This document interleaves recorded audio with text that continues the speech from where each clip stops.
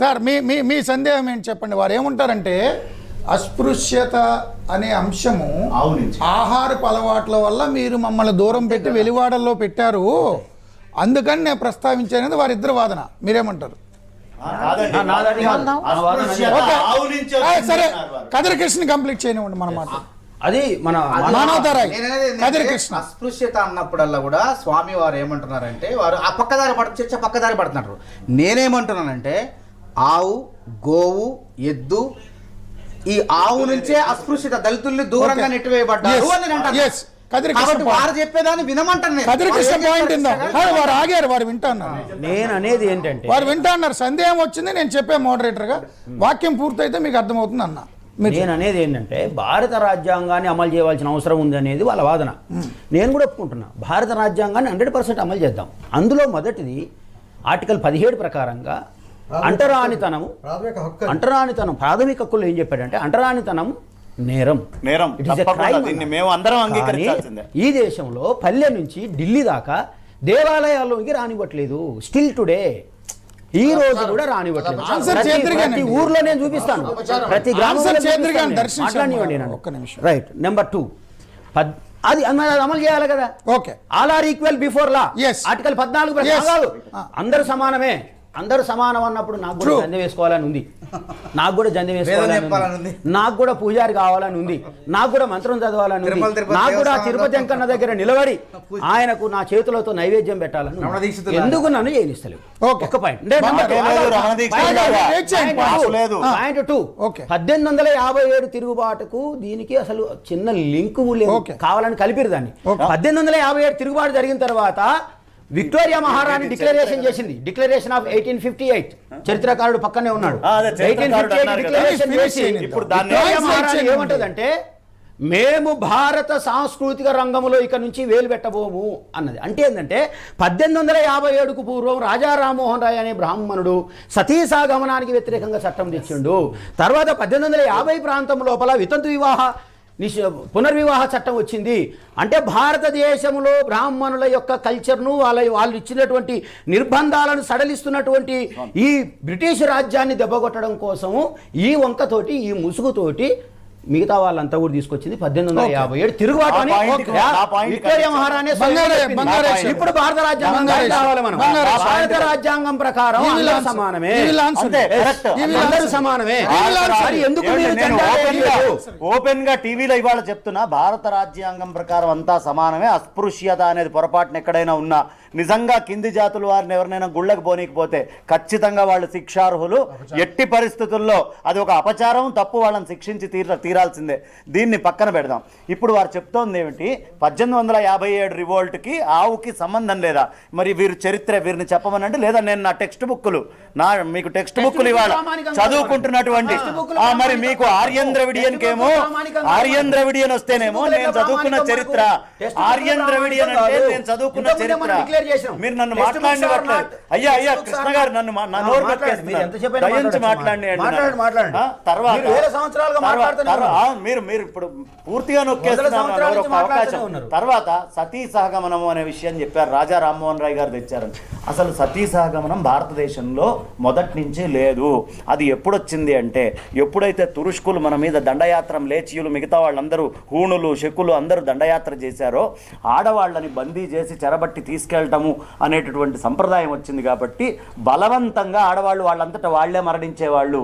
శంకరాచార్యుల వారి తల్లి ఎవరు? ఆవిడ మన సాక్షాత్ రామచంద్రమూర్తి ముగ్గురు తల్లులు, దశరథుడు పోయిన తర్వాతే కదా వెళ్ళింది. కాబట్టి ఈ సంప్రదాయము బలవంతంగా కొన్ని సంప్రదాయాలు మనకి రావటం జరుగుతుంది. ఈ బలవంతపు సంప్రదాయాలలో మన ఒక్క నిమిషం, బలవంతపు సంప్రదాయాల్లో గోవు కూడా ఒకటి. ఒప్పుకోండి మీరు దాన్ని గారు మాట్లాడనివ్వకుండా నొక్కేస్తే మీరు అడిగిన పాయింట్, మీరు చెప్పిన పాయింట్ ఒక్క నిమిషం. కాబట్టి ఇవన్నీ కూడా బలవంతంగా మన మీద రుద్దబడ్డాయి, అవి మధ్యలో వచ్చినవి. ఇక్కడ అస్పృశ్యత విషయము కూడా మీకు క్యాస్ట్లు అనేది కూడా 1800s ఫస్ట్ ఒక వృత్తులుగా ఉండేవి. ఇవన్నీ వృత్తులుగా ఉండి బై బర్త్ రిజర్వేషన్ తోటి ఉండేవి. అలాంటిది ఒక క్యాస్ట్ వ్యవస్థ చేసి చీల్చి డివైడ్ అండ్ రూల్లో బ్రిటిష్ వాళ్ళు ప్రధాన పాత్ర పోషించారు. అస్పృశ్యత వినండి please please please please please నా మాట పూర్తిగా బ్రిటిష్ వాళ్ళు వచ్చిన ప్లీజ్ తర్వాత దళితులకు అంటరాని వాళ్ళకి కాస్త మానవత కొంచెం మానవత్వం మానవత గారు కొంచెం మానవత్వం నా మాట వినండి మానవత్వం మీ పేరే మానవత ప్లీజ్ విన్నారు కదా, మీరు ప్లీజ్ చెప్పిన దానికి వెంటనే ప్లీజ్ సమాధానం ప్లీజ్ చెప్పాలి ప్లీజ్ కానివ్వండి. ఇప్పుడు ఇక్కడ ఫస్ట్ అసలు డిసైడ్ అయిందే వీటన్నిటిని సెగ్రిగేట్ చేసినటువంటిది బ్రిటిషే. అంతకు ముందు సెగ్రిగేట్ అయ్యి లేవు. ఎవరికి వాళ్ళకి బై బర్త్ రిజర్వేషన్లు ఉండేవి. ఆ రిజర్వేషన్గా వాళ్ళు పని చేసుకుంటూ ఉండేవాళ్ళు. ఇక్కడ మేజర్ ప్రాబ్లం అసలు ఎక్కడ వచ్చింది అంటే ఆవు అది చాతుర్వర్ణం అంటే ఏమిటండి? అది మళ్ళీ పెద్ద చర్చ. మీకు తెలుసు ఇంతకు ముందే ఇక్కడే మనం చాలా చర్చలు చేశాం. ఒక్క నిమిషం ప్లీజ్, నేను మాట్లాడగలనండి, ఆయనకు తెలుసు చాలా మాట్లాడుతున్నారు. ఒక్క నిమిషం మాట్లాడండి. ఇప్పుడు నేను చెప్పేది ఇక్కడ మన ఆహార వ్యవస్థలో ఆవుని భారతదేశంలో గౌరవించేవాళ్ళు చాలామంది ఉన్నారు. ఇప్పుడు పంది ఉంది, ఒక పందిని మనం వాళ్ళు హరామ్ అని చెప్తారు. అరబ్ ఆ దేశాలకు వెళ్ళినప్పుడు వాళ్ళు హరామ్ అన్నప్పుడు ఆ దేశానికి మనం వెళ్ళినప్పుడు ఆ దేశానికి వెళ్ళినప్పుడు వాళ్ళ సంప్రదాయాన్ని వాళ్ళ దీన్ని గౌరవించాలి. అలా భారతదేశంలో చాలా మంది దీన్ని చాలా గొప్పగా పూజ్యంగా పూజిస్తున్నప్పుడు ఆ ఒక్క మాంసం విషయంలో మనం గౌరవించలేమా? ఎందుకు సాటి వాళ్ళతో మనం గొడవ పెట్టుకోవాలి? సాటి వాళ్ళని ఎందుకు మనం రెచ్చగొట్టాలి? అదే తినాలి అనే కోరిక ఎందుకు? మీ ఇష్టం. ఒక్క ఆవును వదిలిపెట్టి మీరు ఏం తీసుకున్నా పర్వాలేదు. మీరు ఆవును వదిలిపెట్టి ఏమి తీసుకున్నా దానికి అసలు ఎక్కడ తినాలి అని చెప్తున్నాం. మేమే ఇంకా నలుగురు బ్రాహ్మణుడు వాడికి ఉన్న సంప్రదాయం ఆచరించాలి, బౌద్ధులు వాళ్ళకున్న సంప్రదాయం ఆచరించాలి, ఎవరి సంప్రదాయాన్ని వాళ్ళు ఆచరించుకోవాలి. కానీ వాళ్ళని తినండి అని నేను చెప్తున్నా. శ్రీరామ్ శర్మ చెప్పండి, కంక్లూడింగ్ రిమార్క్స్ ఏం చెప్తారు? మన సంస్కృతికి సంబంధించి ప్రాచీన గ్రంథాలలో అందరూ అంటే బ్రాహ్మణులు మాంసం తినేవాళ్ళు అనే మాట కాదుంట. అక్కడున్న విధానం వేరే ఉంది. అంతేకాకుండా అక్కడ ఉన్న ప్రధాన అంశం ఏంటంటే ఎవరైనట్లయితే అకారణంగా మామూలుగా ఆ మాంసం తింటారు. ఇది ప్రధాన బ్రాహ్మణులు వైశ్యులు వాళ్ళకేగా ప్రశ్న ఉన్నది. మీ వాళ్ళు ఇప్పుడు తింటున్నారు, అప్పుడు తింటున్నారు. దానికి సంబంధించి నేను మాట్లాడుతున్నాను. బాళే కనుక తిన్నట్లయితే మరణించిన తరువాత వాళ్ళను ఆ పశువులే తింటాయి స్వర్గేది నరకలోకంలో. కనుక వద్దు అనే నిషేధమేమని తప్ప వాళ్ళు తింటున్నారు, పూర్వం తినేవారు అనేటువంటి మాటను చూసారా, అది ఈ గ్రంథాలకు సంబంధించింది కాదు.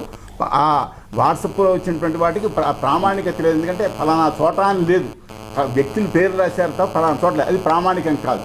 ఇప్పుడు ఇక్కడ బ్రహ్మపురాణంలో చూపించింది అక్కడ ఆవు అనే మాట లేదు. అక్కడ అది మూలం చూసాక మాట్లాడాలి, మూలం చూడకుండా మాట్లాడకూడదు. నేను ఆ నెంబర్ నోట్ చేసుకున్నాను. నేను ఎవరైనా అడిగినట్టయితే ఆ మూలం చూసి నేను ఇదిగోండి ఈ శ్లోకానికి అర్థమని నేను చెప్పాలి.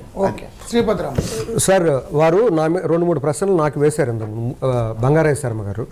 ఆదేశిక సూత్రాలకి ఏంటి అసలు వాల్యూ అనేది ఆయన ఫస్ట్ ఇందాక అడిగారు. దానికి విషయం ఏంటంటే ఆదేశిక సూత్రాలు ఎక్కడ కూడా కోర్టుల్లో మీరు ఛాలెంజ్ చేయలేరు, వాటిని మీరు అమలు చేయించుకోలేరు అన్లెస్ దాని మీద చట్టం ఒకటి చేస్తే తప్ప. ఆ పాయింట్ ఒకటి క్లారిటీ చేస్తున్నారు. 2, రాజ్యాంగం పవిత్రంగా ఆవును భావించింది కాబట్టే ఇది చేసిందని ఇంకో మాట అన్నారు వాళ్ళు. అది రాజ్యాంగంలో లేదు. రాజ్యాంగంలో చెప్పిన మాట ఏంటంటే మనది వ్యవసాయక దేశం కాబట్టి వ్యవసాయం పశువుల మీద ఆధారపడి ఉంది కాబట్టి వీటిని మంచి విత్తనాలను కాపాడుకోండి, అందుకోసమే గోహత్య అనేది చేయొద్దని ఆ పాయింట్ని క్లియర్గా ఎక్స్ప్లెయిన్ చేసి మరి రాశారు. ఎవరిష్టం వచ్చినట్టు వాళ్ళు ఇంటర్ప్రిట్ చేయడానికి వీల్లేదు. 3వది వారు ఇంకోటి ఏమన్నారంటే డివైడ్ అండ్ రూల్ బ్రిటిష్ వాళ్ళు చేశారన్నారు. దానికంటే తీవ్రమైన డివైడు, మూతికి ముంత ముడ్డికి తాడు ఇవన్నీ కట్టి పీషవాల కాలంలో నుంచి అంటరాంతనం అనేది బ్రిటిష్ వాళ్ళు వచ్చి క్రియేట్ చేయలేదండి. కులాలు అనేది బ్రిటిష్ వాళ్ళు వచ్చి సృష్టించలేదండి. మేబీ వాళ్ళు వచ్చి వాడుకొని ఉంటారు వీళ్ళని, అంతే తప్ప డివైడ్ అండ్ రూల్ బ్రిటిష్ వాళ్ళకి ఆపాదించనండి. నేను ఇక్కడ ఉన్నటువంటి ఒక సంస్కృతికి ఆపాదిస్తాను. తర్వాత మన సంస్కృతి అని ఈసారి అన్నారు నా పక్కన ఉన్న శర్మ గారు. మన సంస్కృతి అనేది ఏది ఉండదండి. మీ సంస్కృతి ఉంటుంది, నా సంస్కృతి ఉంటుంది. దయచేసి అది గుర్తించినంతకాలం మన మధ్య ఘర్షణలు ఉంటాయి. దయచేసి సమాజంలో ఆ విషయాన్ని మనం అందరం గుర్తిద్దాం. మీ సంస్కృతి మీరు జీవించండి, నా సంస్కృతి నాది, వారిది ఎవరిది వాళ్ళది. లాస్ట్గానండి, బహుళ సాంస్కృతిక సమాజం అన్ని సంస్కృతులు ఉన్న చోట దయచేసి ఒకరినొకరు ఇదే చేయండి. బంగారయ్య శర్మ గారు అంటున్నారు ఆ ఒక్కటేనని. ఇది చిన్నప్పటి నుంచి 100 సంవత్సరాల నుంచి తింటున్నారండి దళితులు. వాళ్ళకి కూడు లేక వాళ్ళని దూరంగా పెడితే చచ్చిన గోవులను కూడా తీసుకొని తిన్నారండి. వేరే ఒక్క నిమిషం అండి, వాళ్ళు అప్పటి నుంచి తింటున్నారు. ఈ ఒక్కటేనని చెప్పేసి వాళ్ళ నోరు ఎందుకు కొడతారు? వాళ్ళ మీద ఎందుకు కత్తి కట్టుకొని కూర్చున్నారు మీరు? అది కూడా దళితులు అలా అనుకుంటున్నారు. దయచేసి మీరు గుర్తించండి. అది అందుకని మీరు తినొద్దండి, కానీ వాళ్ళని మాత్రం తినొద్దని అనే హక్కు మీకు లేదు. కృష్ణ గారు, ఇక్కడ ప్రధానమైన అంశాలు ఏంటంటే నేను నమ్ముతున్న సిద్ధాంతాన్ని నేను చెప్తా, నేను నమ్ముతున్న సిద్ధాంతాన్ని నేను మాట్లాడతా. విభేదించే హక్కు మీకుంది, దాన్ని వ్యతిరేకించే హక్కు కూడా మీకుంది. దానికి నేనేమి వ్యతిరేకిని కాదు. సమాజంలో లక్ష సంఘర్షణలు ఉంటాయి, లక్ష ఆలోచనలు ఉంటాయి, రకరకాల సంస్కృతులు ఉంటాయి. గౌరవించేటోడు గౌరవిస్తాడు, విభేదించేటోడు విభేదిస్తాడు. ఇది ప్రజాస్వామ్యం. నేను నమ్ముతున్నా ప్రజాస్వామ్యాన్ని. బాబాసాహెబ్ అంబేద్కర్ ప్రజాస్వామ్యాన్ని ప్రతిపాదించిండు కనుక ఆయనకు ప్రజాస్వామ్యం డెమోక్రసీ మీద నమ్మకం ఉంది కాబట్టి నేను నమ్ముతున్నా. అయితే నేను చెప్పింది నేను కట్టుబడి ఉన్నా. వేద పురాణ సాహిత్య కాలం లోపల అందరూ మాంసం తిన్నారు. దీనికి ఆధారాలు నేను చదివిన వాళ్ళు కాదన్నారు. అయితే వాళ్ళు పుస్తకాలు పట్టుకొని వచ్చారు. నేను పుస్తకాలు తేలేదు. ఏం తేలేదంటే వాస్తవాలు ఉన్నాయి కదా, రిఫరెన్సెస్ ఉన్నాయి కదా అనేటటువంటిది, అక్షరం ఉన్నది కదా అక్కడ అనేటటువంటిదే నేను పట్టుకొని వచ్చిన. రంతిదేవుడు 1000 ఆవులను కోసిందని భారతం చెప్పిందని చెప్పిన కాదంటున్నారు వాళ్ళు. అది విజ్ఞులు, ప్రేక్షకులు, సమాజమే తేల్చుకోవాలి. మనుధర్మ శాస్త్రంలో కూడా మాంసం తినాలని చెప్పేటటువంటి సూత్రాలు కూడా ఉన్నాయి. ఏమంటాడంటే మాంసం తినకుండా శ్రాద్ధ కర్మలకు మాంసాన్ని ఉపయోగించని వాడు 21 జన్మలు పశువుగా పుడతాడు అని చెప్పేటటువంటి శ్లోకాలు కూడా ఉన్నాయి. వినండి, కంప్లీట్. ఇది ఆనాడు ఉన్నది. అయితే నేను ఏమంటున్నా, ఇవన్నీ వద్దు, అసలు మాంసమేం అన్యాలంటున్నా నేను. నాట్ ఓన్లీ ఆవు, నాట్ ఓన్లీ ఎద్దు, నాట్ ఓన్లీ బర్రె. ఆవును క్షమించమని అంటున్నా నేను. దయచేసి అందరిని క్షమించేయండి అవును అని అంటున్నా. కానీ పాయింట్ ఇక్కడ ఏంటంటే నేనైతే తినా, నాకేం అవసరం, నేను బుద్ధిస్ట్ను, ప్యూర్ వెజిటేరియన్. నేను కాయగూరలు కూడా తినొద్దని ఉంది జైనంలో ఇంకా లోపలికి పోతే. ఎందుకంటే కాయగూరలో కూడా ప్రాణం ఉంటుంది కాబట్టి. జైనా మీరు బుద్ధు అని జైనం రెండు ఒకటే.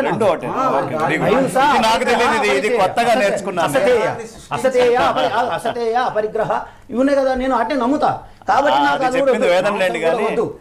అయితే నేనేమంటున్నానంటే ఒక వ్యక్తి తింటున్నప్పుడు ఈ మాంసాన్ని నువ్వు తినొద్దు అని శాసించేటటువంటి అధికారం ఇంకొక వ్యక్తికి లేదనేటటువంటిదే ప్రజాస్వామ్యంలో నా వాదన. అంతేగాని మాంసం తినేటోళ్ళకి ఏదో నేను నెత్తిన పెట్టుకొని తిరుగుడు, లేకపోతే బాపనోళ్ళు తినాలని చెప్పేసి నేను అవేం మాట్లాడతలే. మీరు పెట్టిన చర్చ ప్రకారంగా వాడేదో ఎవరో పాపం ఆయన అది పంపించాడు, అందులో ఉన్నాయి తప్పని నేనే మొదలు చెప్పేసిన. కానీ ప్రజాస్వామిక దేశము లోపల ఈ మాంసాన్ని వీళ్ళు తినాలే, ఈ మాంసాన్ని వీళ్ళు తినకూడదు అని రాజ్యాంగాన్ని పక్కన పెట్టేసి వాళ్ళ సొంత ధర్మాలను తీసుకొచ్చి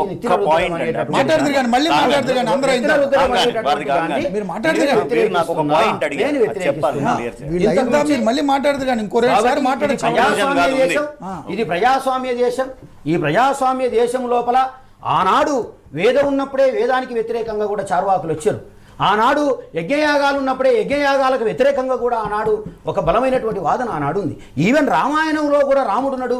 అదే రామాయణంలో ఈయన సిద్ధాంతాన్ని వ్యతిరేకించినటువంటి మనకు అసలు హైందవ వాంగ్మయం అంతా ప్రశ్న జవాబుతోటే. శ్రీరామ వాసిష్టం లోపల రామవాసిష్టం యోగ వాసిష్టం అంటారు. సరే మీరు అట్లనే ఇట్లా అంట. అందులోపల ఇద్దరు జరిగినటువంటి చర్చ లోపల పెద్ద విభేదం జరుగుతుంది, అగాధం ఉన్నది. జనక మహారాజు నాన్ వేదిక సంస్కృతిని మొట్టమొదట చేసినట్టుగా కూడా మనం పురాణాలు సత్యవ్రతుని త్రిశంకుని పంపించినటువంటి సందర్భాలు కూడా మనం ఇట్లా నేనేమంటున్నంటే కల్చర్ లోపల డిఫరెన్సెస్ ఉంటాయి. అన్ని కల్చర్స్ ను మనము రెస్పెక్ట్ చేయాలి, తప్ప వైరుధ్యం ఉండొద్దు అంటారు. దాన్ని వ్యతిరేకించొద్దు అంటున్నాను. నా అభిప్రాయం ఏంటంటే సింపుల్, ఇంత పెద్ద చర్చ అవసరం లేదు. ఆహారం దగ్గర ఆంక్షలు అనేది పెట్టద్దు ఆహారం దగ్గర. ఎందుకంటే సరే పూర్వకాలం అంటే దళితులు కానీ క్రింది వర్గాలు నిమ్న వర్గాల వాళ్ళు గొడ్డు చాకరీ చేయాలి కాబట్టి తప్పని పరిస్థితుల్లో దగ్గర ఉన్నటువంటి ఆహారాన్ని ఆవును తిన్నారో, బర్రెని తిన్నారో, గొడ్డుని తిన్నారో, ఆ విధంగా చాకరీ చేసేవాడు. కానీ ఇప్పుడు సంస్కృతి మారింది. దళితులు ఎవరు గొడ్డు మాంసం తినే వాళ్ళంతా దళితులు కాదు. అన్ని వర్ణాల వారు వర్గాల వారు కూడా తింటారు, తెగకుండా తింటారు ఎంతోమంది. కానీ ఒక దళితులు మాత్రమే, మిగతా వాళ్ళు మాత్రమే. అది ఎవరు అనలేదండి, ఇందాక వారన్నారు, మీరన్నారు. ఇంకా చెప్పండి నా ఒపీనియన్ చెప్పండి, నాది కూడా మీరు చెప్తే ఎట్లండి. ఇందాక మీరు అన్న మాట మళ్ళీ మాట్లాడుతారు. కానీ ఇప్పుడు గొడ్డు మాంసం తినేవాళ్ళు గొడ్డు చాకరీ చేస్తారు కాబట్టి వాళ్ళకి అవసరం అది. కానీ ఈరోజు యాంత్రీకరణ, నవీనీకరణ జరిగింది, పాశ్చాత్య సంస్కృతి వచ్చింది, తర్వాత ఆరోగ్య సమస్యలు కూడా వచ్చినాయి. మాకు తెలిసినంత వరకు దళిత గ్రామాల్లో మాలమాదిగా పల్లెల్లో ఎక్కడ కూడా ఎక్కువ మంది, ఎవరో ఒకళ్ళిద్దరు ముగ్గురు, ఎవరో తక్కువ మంది ఈరోజు మాంసం, ఆవు మాంసం, బర్రె మాంసం, గొడ్డు మాంసం, ఏదో ఒక మాంసం భుజిస్తున్నారు. ఎందుకంటే వాళ్ళు కూడా చదువుకున్నారు, చైతన్యవంతమయ్యారు. ఎందుకు తినట్లేదని అంటే డాక్టర్లే చెప్పు 30 ఏళ్ళు దాటితే బాడీలో కొలెస్ట్రాల్ వచ్చి గుండెపోట్లు వస్తుంది. నాకు ఉస్మానియా యూనివర్సిటీలో ఒక సంఘటన జరిగింది. ఎవరో ఒక ఐపీఎస్ ఒక మహానుభావుడు గొడ్డు మాంసం తింటే ఐపీఎస్ అవుతారని ఒక ఆయన చెప్పిండు. మా మిత్రుడు స్కాలర్ 30 ఏళ్ళు కూడా లేవు, ఇక ఆయన బస్తీలో వాళ్ళ దగ్గర ముస్లిమ్స్ అక్కడ ఏరియాలో దొరుకుతుంది, తెచ్చుకొని ఆయన తింటాం మొదలుపెట్టింది. ఆయనకి అకస్మాత్తుగా గుండెపోటు రావడం జరిగింది, చనిపోవడం జరిగింది. అంటే గుడ్డు మాంసం తింటే ఐఏఎస్లో పుస్తకాలు చదివితే ఐఏఎస్లు అవుతారు. మనం తప్పు అంటే సమాజాన్ని తప్పుదో పట్టి బాబాసాహెబ్ అంబేద్కర్ కూడా 40 సంవత్సరాల వరకు మాంసాహారం తీసుకున్నారు. తర్వాత ఆరోగ్య రీత్యో ఇంకో రీత్యో బుద్ధిజం ఇంకో రకంగా ఆయన శాకాహారం మాత్రమే తీసుకోండి, ఇది మంచిదని చెప్పడం జరిగింది. కానీ ఇక్కడ మేమేమంటామంటే తినే వాళ్ళపైన మీరు ఆంక్షలు విధించవద్దు. ఇది సెక్యులర్ దేశం, ఇక్కడ హిందువులు ఒక్కరే లేరు. ఇది భారత రాజ్యాంగం లౌకిక రాజ్యాంగం. ముస్లింలు ఉన్నారు, క్రైస్తవులు ఉన్నారు, భిన్న వర్గాలు ఉన్నారు, జైనులు ఉన్నారు, ఇంకా రకరకాల వర్గాలు సంస్కృతులు ఉన్నాయి. ఒక సంస్కృతిలో ఒక ఆవును తింటే సార్ అయితే బీఫ్ తింటే బుద్ధి వికసిస్తుంది అంటారు. అట్లాగా బుద్ధి వికసిస్తుందో గుండెపోటు చచ్చిపోతుందో అది వాళ్ళు తినే వాళ్ళ అభిప్రాయం, వాళ్ళ ఇష్టం వాళ్ళది.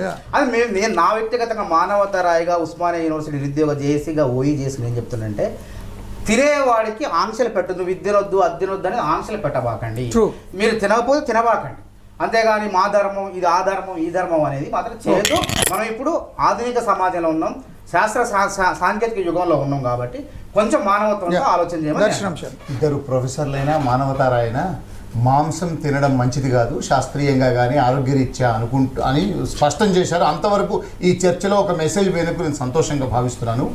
ఇక గోవు అనేది అనాది కాలంగా ఒక నమ్మకము, ఒక విశ్వాసము, ఒక ధర్మానికి సంబంధించిన ప్రతీకగా కోట్లాది మంది భావిస్తున్నారు. అందులో మేము భావిస్తున్నాము, శాస్త్ర ప్రమాణంగా కూడా అనుకుంటున్నాం. కనుక ఇతిహాసాల్లో కానీ పురాణాల్లో కానీ వేదాల్లో కానీ వక్రీకరణలు చేసి మీరు అన్నట్టుగా మన మధ్య మనకే సంస్కృతి వైరుధ్యాలను సంస్కృతి విభేదాలను తేకుండా ఉంటే మంచిదని చెప్పి నేను భావిస్తున్నా. ఇంతకు ముందే మీరు ఏదైతే చూపించారో అవన్నీ విరుద్ధమని తేలింది. వారు చూపించిన కొన్ని ప్రమాణాలు కూడా ఇక్కడే క్లియర్ అయిపోయింది. అదొకటి. ఇంకొకటి, బ్రాహ్మణులే దీనికి కారణము, బ్రాహ్మణులే అస్పృశ్యత కారణం అనే ఒక విషయాన్ని లేవనెత్తారు చర్చలో. ఏనాటికి బ్రాహ్మణులు అస్పృశ్యతను లేవనెత్తలేదు, అస్పృశ్యతకు బ్రాహ్మణకు సంబంధం లేదు. ఆనాడు ఈనాడు ఏనాడైనా బ్రాహ్మణుడు ఇంత ధర్మం కోసం వాడు కఠోరమైనటువంటి నియమాలతో త్యాగాల పునాదుల మీద ఆ ధర్మాన్ని నిలబెడుతున్నటువంటి ఒక కల్చర్ ఏదైనా ఉందంటే ఇవాళ బ్రాహ్మణ కల్చరే. ఇవాళ ఉదాహరణ చెప్తున్నాం, గత చరిత్ర పురాణాలు ఎక్కడైనా పోని చుండూరు కారంచేడు రీసెంట్ ఈ శతాబ్దంలో జరిగిన ఇన్సిడెంట్స్, దానికి కారకులు ఎవరో చెప్తే అసలు ఎవరు దీన్ని పెంచి పోషిస్తున్నారు దీనికి అర్థమవుతుంది. కానీ ఈ రోజు కూడా చెప్తున్నాం, వారికి మాట నాకు జంజం వేసుకోలేదని. మీరు జంజం వేసుకోండి, సంధ్యావందనం చేసుకోండి, త్రికాలాగ్ని చేసుకోండి. మీరు ఆల్రెడీ మాంసం తింటలేరంటున్నారు, నాకు చాలా సంతోషమైంది. మీరు అన్ని చేసి నన్ను మాట్లాడండి. మీరు చక్కగా త్రికాల సంధ్య చేసుకొని అగ్నికార్యం చేసుకొని మాంసం ఆల్రెడీ తినట్లేదు కనుక అంబేద్కర్ను ఆశయాలకు అనుగుణంగా మిగతా అందరి ఆశయాలకు మీరు ముందుకు వెళ్ళండి. ఆలయాల్లో పూజ అన్నారు, మీరు చక్కగా ఆగమ శాస్త్రాలను పూజాధికారులను మీరు అన్ని నేర్చుకొని మీరు వెళ్ళండి. మాకు కూడా సమాజంలో ఒకటే ఒక మాట, చివరి మాట, ఈ సమాజంలో అందరూ ఒకటే మూల సిద్ధాంతం చెప్పారు కనుక అందరికీ రిజర్వేషన్ తీసేసి మనం అందరం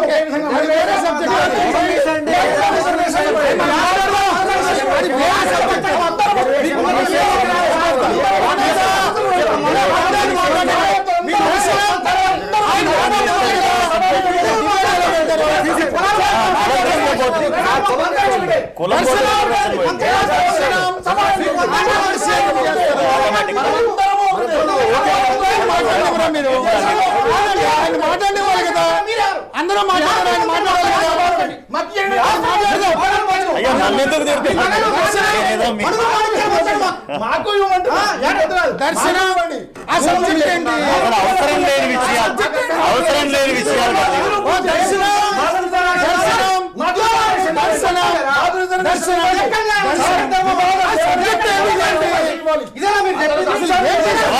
ధర్మశాస్త్రం ఏం చెప్పారు? అయ్యా మీరిద్దరు అర్చుకోండి, ధర్మశాస్త్రానికి వెళ్ళకండి. మీరిద్దరు మాట్లాడుకోండి కానీ ధర్మశాస్త్రాన్ని వీళ్ళు స్వామి మాట్లాడదు కానీ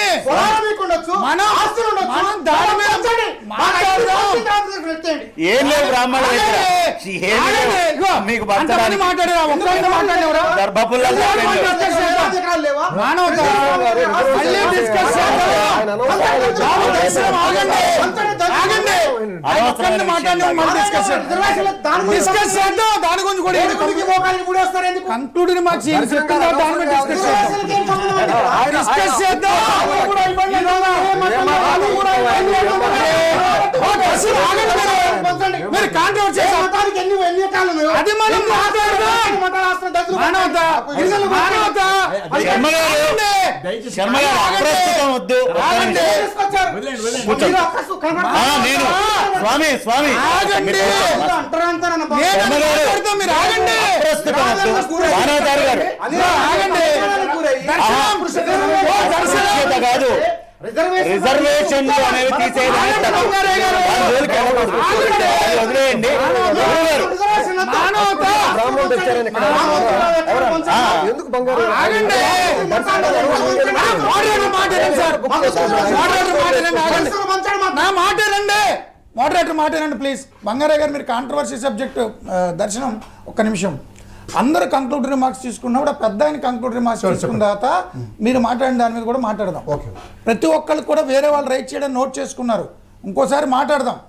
మీరు రైట్ చేసిన ఇష్యూ చాలా కాంట్రవర్సీ సబ్జెక్టు, అది మనం మాట్లాడదాం. మీరు కంక్లూడరీ రిమార్క్స్ తీసుకునేవారు. ఇక్కడికి నేను రావటానికి కారణం, ఆవు మాంసం తింటేనే సద్బ్రాహ్మడు అవుతాడు అని ఒక స్లోగన్ ఇక్కడికి వచ్చిన తర్వాత చూశాను నేను. ఇదేమిటా ఇంత అన్యాయంగా ప్రచారం ఎట్లా జరుగుతూ ఉన్నది, పెద్దలైనటువంటి వాళ్ళు దీనికి ఎట్లా సహకరిస్తున్నారు, అది న్యాయం కాదు అని చెప్దామని చెప్పేసి నేను ఇక్కడికి వచ్చాను. అంబేద్కర్ గారు రాజ్యాంగం రాయటం, ప్రజాస్వామ్యం రావటం, ఇదంతా 75 సంవత్సరాల చరిత్ర. మన భారతదేశ చరిత్ర 75 సంవత్సరాలకి సంబంధించింది కాదు కదా. సైంటిస్టుల లెక్క ప్రకారం 20,000, 30,000, మా లెక్క ప్రకారం బ్రహ్మాయు ప్రమాణం చాలా ఉంది. అయితే రాజ్యాంగం ఎట్లా అయితే పవిత్రమైందో, ఇవాళ రాజ్యాంగ విరుద్ధంగా నేను కానీ, బంగారయ్య శర్మ గారు కానీ, ఇంకో కృష్ణ గారు కానీ ఎవరూ ప్రవర్తించడానికి వీల్లేదు. రాజ్యాంగ విరుద్ధంగా ప్రవర్తిస్తే సంఖ్యలు వేసే అధికారం గవర్నమెంట్కు ఉన్నది కనుక దానికి మేమందరం బద్ధులమే. కానీ హైందవులమైనటువంటి మేమందరం కూడా ఏమనుకుంటున్నామంటే, వైదికులము వేద ప్రమాణాన్ని అనుసరించేయని. వేద ప్రమాణం అంటే అర్థమేమిటి? ప్రత్యక్షేణ అనుమిత్యావా ఎస్తూపాయో నబుధ్యతే ఏనం విదంతి వేదేన తస్మాత్ వేదస్య వేదత. ఇక్కడ ఈ హాల్ ఉంది అని చెప్పటానికి వేదం చెప్పక్కర్లే, లేకపోతే ఒక అనుమాన ప్రమాణం చేత, ఊహ చేత, సైన్స్ ద్వారా కనుక్కోవటానికి వేదం చెప్పక్కర్లే. ఈ రెండు చెప్పటానికి సాధ్యము కానటువంటి అలౌకికమైనటువంటి విషయము పరమేశ్వరాజ్ఞ రూపమైనటువంటిది ఏదైతే ఉన్నదో అదే వేదము అని, దానిని అనుసరించి ఏవి చేయాలో అది చేస్తూ ఉన్నాం. బ్రాహ్మణులు, వైశ్యులు తప్ప ఇతరులు మాంసాహారం తినితే ప్రాయశ్చిత్తం అని ఎక్కడా లేదండి. మాంసాహారం అనాదిగా అందరూ ఎక్కువ మంది తింటూనే ఉన్నారు, తినని వాళ్ళు స్వల్పవర్గంగానే ఉన్నారు. తత్రాపి బ్రాహ్మణులుగా ఉండేటువంటి బ్రాహ్మణులు ఎవరు మాంసాహారం తిన్నారు అని నేను అనుకోను. అన్న పదము చేత చెప్పబడేది కూడా అజ్యత ఇచ్చన్నం, తినబడేదంతా కూడా అన్నమనే చెప్పబడుతుంది. కనుక ఇతరులు ఎవరు తినటాన్ని వేదశాస్త్రములు ఎక్కడా నిషేధించలే. క్షత్రియాదులు అందరూ తినటం అనేది వేదశాస్త్రాలు నిషేధించలే. ఎవరైతే తినకూడదని చెప్తున్నారో వాళ్ళు తింటున్నారు అనేటువంటి ఆరోపణ సభ్య సమాజం చేయటం అనేది కూడా న్యాయం కాదేమో అని నేను అనుకుంటున్నాను. అంతవరకే.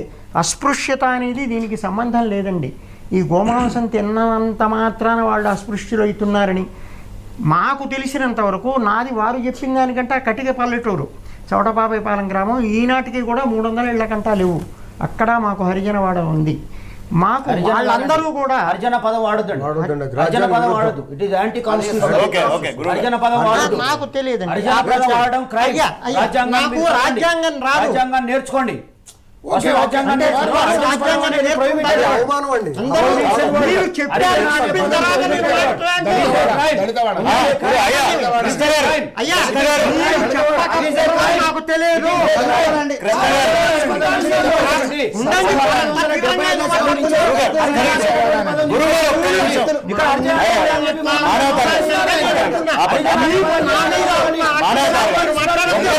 గురుగారు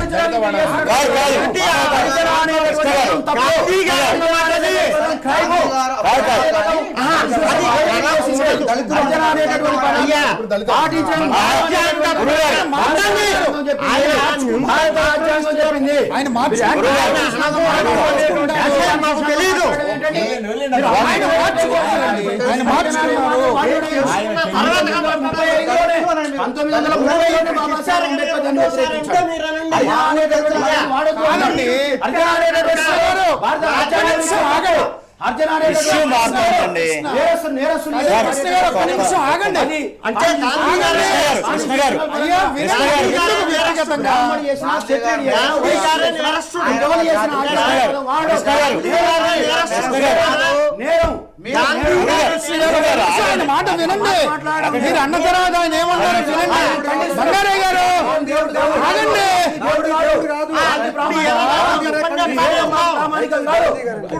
అరే మీరు వినండి పూర్తిగా అందరూ.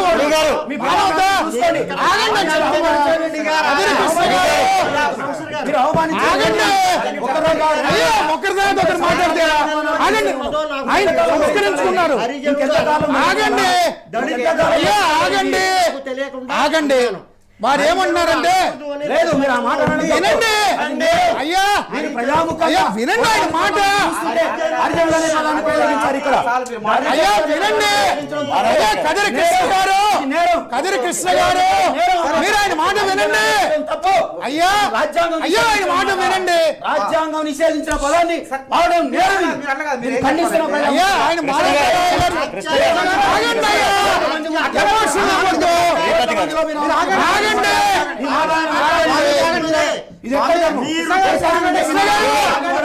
ఆగండి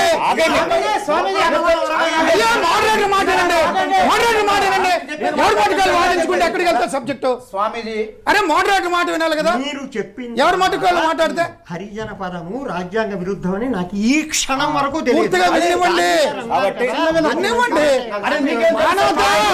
మానవత కంప్లీట్ చేయనివ్వండి.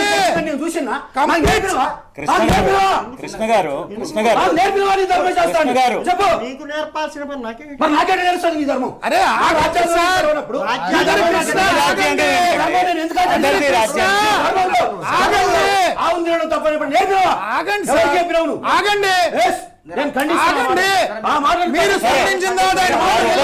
మీరు తప్పని. అయ్యా వినండి, ఆగండి కదిరి కృష్ణ గారు ఆగండి. మానవత వినండి. ఆయన అన్న మాట మీరు పూర్తిగా వెళ్ళలేదు. ఒక్క నిమిషం ఆగండి, ఒక్క నిమిషం నా మాటేనండి. శ్రీపతి గారు వినండి. మీరు అన్న తర్వాత ఆయన మాట్లాడిన మాట మీకు క్రాస్ టాక్లో వినబడలే. ఆయన ఏమన్నారంటే పూర్తిగా నన్ను కూడా మాట్లాడండి. ఆయన ఏమన్నదంటే గాంధీ గారు వాడిన పదమనే పూర్తిగా ఇన్నివ్వండి. ఆయన మాట్లాడిన మాటగానే వాడాను. రాజ్యాంగం నిషేధించింది తప్పని నాకు తెలియదు, నేను దాన్ని ఉపసంహరించుకున్నాను అన్నాడు ఆయన. సరే సంతోషం. నేను అంటున్నా అది ఆ క్రాస్ టాక్ వినండి. నేను చెప్పేది ఆయన సమర్థించడం గురించి కాదు. ఇక్కడ కూడా ఆయన చెప్పేసారు కదా. మా పల్లెటూళ్ళల్లో చనిపోయినటువంటి జంతువులు ఏవైనా సరే, ఆవులైనా సరే, ఎద్దులైనా సరే, వేటినైనా సరే, వాళ్ళు స్వీకరించడం సహజంగానే ఉంటూ ఉన్నది.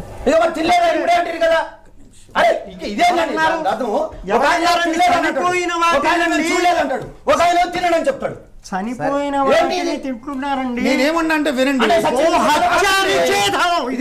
ఒక్క నిమిషం కదిరి కృష్ణ గారు, ఒక్క నిమిషం నా మాటనండి. ఒక్క నిమిషం ఆగండి. చంపడం ఆగండి దర్శన్ గారు, కాంట్రవర్సీ ప్లీజ్. నేనేమన్నా అంటే 1, 2, 3 ఒక్క నిమిషం. మానవత ఆగండి. మానవత ఒక్క నిమిషం. డిబేట్ డెమోక్రటిక్ వెళ్ళింది. 1, 2, 3, 4, 5, 6 మాట్లాడారు. కంక్లూడ్ రిమార్క్స్ తీసుకున్నా మళ్ళీ మాట్లాడతారు కానీ అంటున్నా, మాట్లాడతారు కానీ మళ్ళీ. ఇప్పుడు ఆయన కాంట్రవర్సీ సబ్జెక్ట్ తెచ్చాడు రిజర్వేషన్ల గురించి. మీరు మాట్లాడిన చాలా అభ్యంతరకరం, దాని గురించి కూడా నేను మాట్లాడతా. నేనేమన్నా అంటే పెద్ద ఆయన కంక్లూడ్ రిమార్క్స్ కంప్లీట్ అవ్వనివ్వండి. వీళ్ళు మాట్లాడిన దాంట్లో అభ్యంతరాలు మళ్ళీ మాట్లాడదాం డెమోక్రటిక్గా. ఆ ఒక్క వ్యక్తి కంక్లూడ్ రిమార్క్స్ ఎందుకు తీసుకోవద్దు? కంప్లీట్ చేయండి. చనిపోయిన వాటి యొక్క మాంసాహారాన్ని తీసుకుంటే దాన్ని గూర్చి ఎవ్వరూ ఏమీ అభ్యంతరం చెప్పటం లేదండి ఏ పల్లెల్లోనూ. ఓకే, కానీ గో హత్య చేసి దానిని తినవద్దన్నంత వరకే వీళ్ళ కోరిక. సరే, దాన్ని అతిక్రమించి ఇప్పుడు స్వాతంత్ర్యం ఉన్నది కనుక, వ్యక్తి స్వాతంత్ర్యం అందరికీ ఉన్నది కనుక ఎవరిష్టం వచ్చినట్టు వాళ్ళు చేయవచ్చును. చేసుకున్న దాన్ని మనం పోయి అడ్డుకోవటానికి మనం ఎవరం? దాన్ని రాజ్యాంగంలో ఉన్నదని కొంతమంది, లేదు అని కొంతమంది, కొన్ని రాష్ట్రాల్లో ఉన్నది అని కొంతమంది, కొన్ని రాష్ట్రాల్లో లేదని కొంతమంది. మరి నాకు పూర్తి పరిజ్ఞానం లేదు, ఆంధ్ర రాష్ట్రంలో ఉన్నదో లేదో తెలియదు. ఇక్కడ కనుక ఉంటే ఒకవేళ దాన్ని అందరూ అనుసరించడం అనేది న్యాయం అనేది ఒకటి. ఓకే. ఇక రెండవది ఏది అంటే, ఈనాడు ఫలాని మాంసం తినవచ్చును తినకూడదు అనేది వేదంలో చెప్పబడి ఉన్నది స్పష్టంగాని. ఎవరైతే బ్రాహ్మణాదులు ఉన్నారో వాళ్ళు మాత్రం తినకూడదు, వైశ్యులు తినకూడదు అన్నంతవరకే ఉంది. కానీ తక్కిన జాతుల్లో ఎవ్వరూ మాంసాహారం చెయ్యకూడదు అనేటువంటి నియమం లేదు. ఈ విషయాన్ని అందరూ దర్శన్ గారు మీ ఇందాక మీ కంక్లూడ్ రిమార్క్స్ లో మాట్లాడుతూనే చుండూరు నీరుకొండ గురించి ప్రస్తావించారు. అది పెద్ద ఇదైందని. ఈ రిజర్వేషన్లు, ఈ SC/ST యాక్ట్ లేకపోతే ఇంకెన్ని జరిగాయి అనుకుంటున్నారు? నేను వాళ్ళని సమర్థిస్తున్నా. మీరు ప్రస్తావించారు. మారిపోతుంది. నేను మాట్లాడింది కరెక్ట్ వినండి. ఇప్పటి వరకు కూడా అస్పృశ్యతలు బ్రాహ్మణులు చేయలేదు. చుండూరు కారంచేడు సంఘటనలు తీసుకుంటే ఎవరు బాధ్యులో మీకు అర్థమయ్యింది. వినండి ఆ మాట నేను చెప్పేది పూర్తిగా వినండి. దాన్ని అల్లరి చేసి దాన్ని డైవర్ట్ చేశారు. ఈనాడు వాళ్ళు అన్నట్టుగా నేను జంధ్యం వేసుకుంటానన్నారు కదా, మీరు జంధ్యం వేసుకోండి, మీరే సద్బ్రాహ్మణులుగా మెలగండి, మీరు వేదాలు నేర్చుకోండి, ఉపనిషత్తులు నేర్చుకోండి. మీరు ఆల్రెడీ మాంసం తినలేదంటున్నారు కనుక మిగతా అన్ని ఆచారాలు ఆచరిస్తూ గుళ్ళో పూజలు కూడా చెయ్యండి. ఎట్ ద సేమ్ టైం మాకు మీతో పాటు రిజర్వేషన్లు కల్పించండి అని అన్నారు. ఇందులో తప్పేమన్నా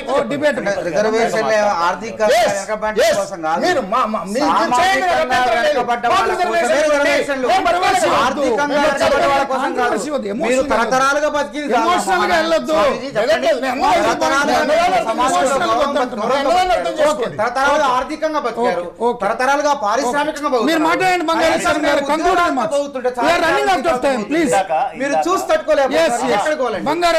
గురువు గారు చెప్పిన పాయింట్ అయితేనేంటి, మన శ్రీపతి గారు మాట్లాడింది అయితేనేంటి, గురువు గారు ఏమన్నారు, మరణించిన తర్వాత తింటారు అనే విషయం చెప్పారు. దాంట్లో అబ్జెక్షన్ ఎందుకు ఉండకూడదో చెప్తాను. వారు ఇందాకటి నుంచి ఏం చెప్పారంటే డైరెక్ట్గా కోర్టుకు వెళ్తే మీరేం అది డైరెక్టివ్ ప్రిన్సిపల్ అన్నారు. నేను యాక్ట్ చెప్తాను, ఒక్క నిమిషం.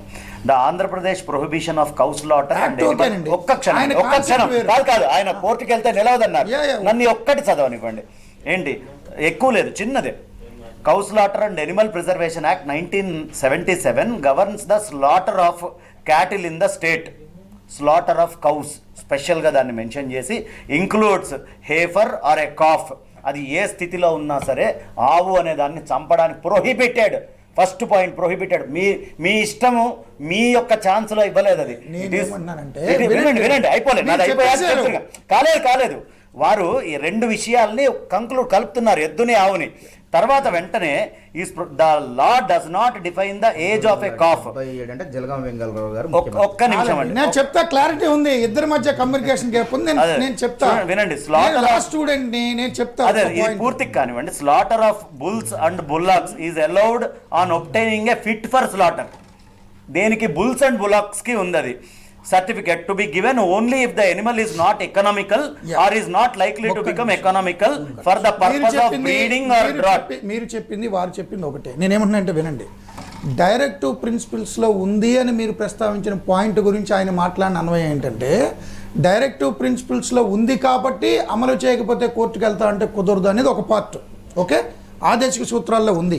అయితే ఆదేశిక సూత్రాలకు సంబంధించి కాన్స్టిట్యూషన్లో ఆ కౌ స్లాటర్ ఆ నిషేధం అనేది స్టేట్ సబ్జెక్ట్గా ఉంది.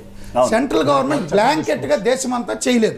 రైట్, ఆదేశిక సూత్రాల్లో మాత్రం కేంద్రం పెట్టింది.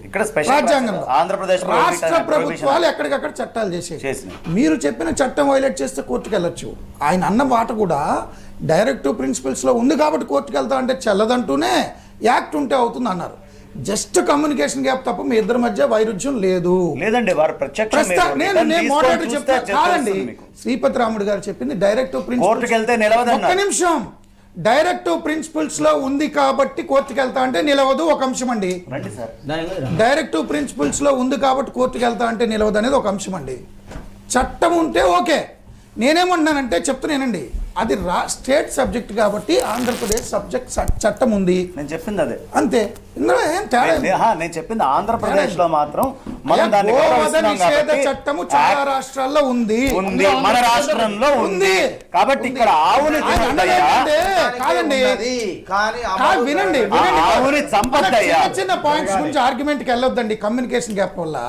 ఆయన అన్న దాని స్పిరిట్ ఏంటంటే letter and spirit just directive principles లో ఉంది కాబట్టి నువ్వు కోర్టుకు వెళ్తా అంటే చెల్లదు. ఆగండి. That's what I said. గోవధ నిషేధ చట్టం ఉంది కదా, There is an act గోవధ నిషేధ చట్టం వైలేట్ చేస్తానంటే కోర్టుకు వెళ్ళొచ్చు, కుదురుతుంది అది. అది కూడా ఆయన ఏమో చట్టం కుదరదని అంటలే, అనడానికి ఆయన ఎవరు నేనెవరిని, చట్టం చట్టమే.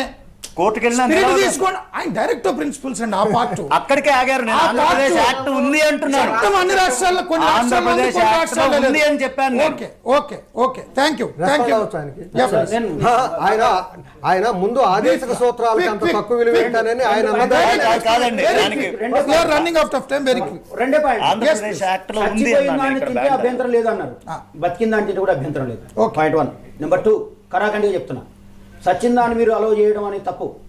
సచిన్ దాన్ని తినదు, ఏది తినదు అంటే ధర్మం, బతికిన దాన్ని కూడా తింటారు. పాయింట్ 2, ఈ దేశంలో గో మాంసమే కానీ స్లాటర్ చేసినటువంటి మాంసాన్ని ఎక్స్పోర్ట్ చేస్తున్నదంతా ఈ దేశంలో 190 మంది ఈ అగ్రకులాల వాళ్ళే, ఇంక్లూడింగ్ ఆర్ఎస్ఎస్ బీజేపీ నాయకులు కూడా పశు మాంసాన్ని ఎక్స్పోర్ట్ చేస్తున్నటువంటి వాళ్ళలో ఉన్నారు. అది పెద్ద దేశం. ఎక్స్పోర్ట్స్ లో ఇండియా ఎక్కువ. అంటే నువ్వు export చేయొచ్చు, Export చేసి ఇండియా. చంపొచ్చు. అది వాళ్ళని ఫస్ట్ అరెస్ట్ చేయాలంటున్నాను నేను. ఫస్ట్ వాళ్ళని జైల్లో పెట్టాలి. వాళ్ళని జైల్లో తినొచ్చు, బతికున్న దాన్ని తినొచ్చు అనేది తప్పు అంటున్నా. యాక్ట్ ఉంది, బతికున్న దాన్ని తినొచ్చు అనేది తప్పు, ప్రొహిబిటెడ్ యాక్ట్ ఉంది అంటున్నాను నేను. ఈ దేశం అంటే ఆయన యాక్ట్ ఉన్నా తినొచ్చు అంటున్నారు. ఆయన రాజ్యాంగానికి విరుద్ధంగా మాట్లాడుతున్నారు. ఒక విషయం మాట్లాడండి సార్. మీరు ఆదేశక సూత్రాల గురించి ఆదేశక సూత్రాల్లో పెట్టారు, అది అయిపోయిందండి. కొన్ని రాష్ట్రాల్లో లేదు అని కూడా చెప్పాను. లేదు అన్నది నేనే చెప్పా. కేరళలో లేదు, మిజోరాంలో లేదు, దాని గురించి ఎక్కువ బెంగాల్లో లేదు, argument లేదు. ఎవరు ఇష్టం వచ్చిన ఫుడ్ బతికున్న దాన్ని తింటామంటే ఎవరి తప్పు బట్టలు అంటున్నారు. వాళ్ళు కట్టుకునే హక్కు, ఎవరి జీవన విధానం వాళ్ళు మెయింటైన్ చేసే చట్టాన్ని ఫాలో అవుదాం. అది థ్యాంక్ యూ వెరీ మచ్. మళ్ళీ కలుసుకుందాం. కీప్ వాచింగ్ మహా న్యూస్. ఇది జనం మీద రుద్దే న్యూస్ కాదు, జనం నుంచి పుట్టే న్యూస్. తింటామంటున్నారు.